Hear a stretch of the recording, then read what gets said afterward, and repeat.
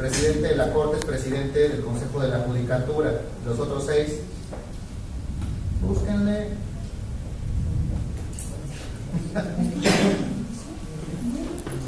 ¿Usted no la trae ahí en el electrónico? No tengo para... No la traigo en el electrónico. Me hacen hacer corajes. ¿El Poder Legislativo también tiene un órgano de control? ¿Perdón? ¿El Poder Legislativo también tiene un órgano de control? Si el Poder Legislativo también tiene un órgano de control. Pues en términos, pues, por ejemplo, podría ser la Auditoría Superior. La Auditoría Superior es para recursos, Pero es para todos. Pues deben de tener su propio ente de control, un OIC, una Contraloría, probablemente. Sí. Digo, de eso sí, para qué les miento. No, sí tendría que ver eso.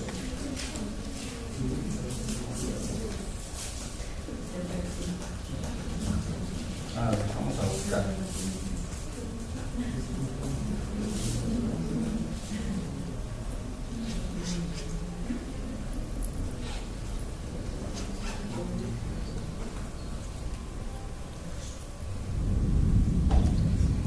Los otros miembros es un magistrado, un juez de primera instancia y un juez de paz elegidos mediante insaculación. Ahorita les digo. Uno designado por el jefe de gobierno y dos por la aparece del Distrito Federal. Aquí está. El Consejo, artículo 100. Como ¿cuál está leyendo? No, esa es la del Distrito Federal. Artículo 100. El Consejo se integrará por 7 miembros, de los cuales uno será el presidente de la Corte, 3 consejeros designados por el Pleno de la Corte, de entre magistrados de circuito y jueces de distrito, 2 consejeros designados por el Senado y 1 por el presidente de la República. En estricto sentido es el presidente, ya se no cuenta porque ya está por default, que es el de la Corte. Quedan 6, 3 son del Poder Judicial y 3 no son digamos externos al Poder Judicial. Lo que significa que vamos a suponer que todos quisieran votar los del Poder Judicial en el mismo sentido, siempre quedaría la votación 4-3. Entonces así como perder el control. 2 el Senado y 1 el presidente de la República. Acaba el Senado, precisamente ahorita, acaba de designar a 2 consejeros de la Judicatura.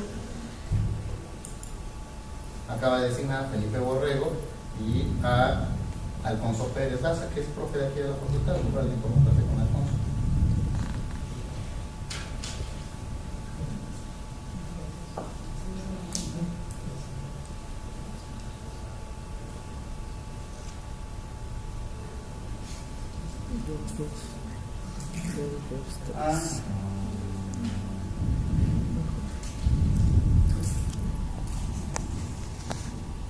La politización de la justicia. La defensa de validez de leyes promulgadas por regímenes que llegan al poder por la fuerza incluso después de que terminaron. En el caso de Argentina, los tribunales más controlados políticamente son los más activos, los menos controlados políticamente son los menos activos. Los magistrados tenderán a ser políticamente más fuertes en las democracias que tratan de limitar y dividir el poder político. Es decir, los poderes judiciales se vuelven muchísimo más preponderantes en las democracias, donde el Estado de Derecho se vuelve mucho más sólido. Por ejemplo, no es lo mismo la Suprema Corte de Justicia en México que la de Estados Unidos. El papel del Poder Judicial en Estados Unidos históricamente ha sido mucho más determinante que en el caso mexicano. En el caso mexicano es bastante más novedoso, bastante más nuevo.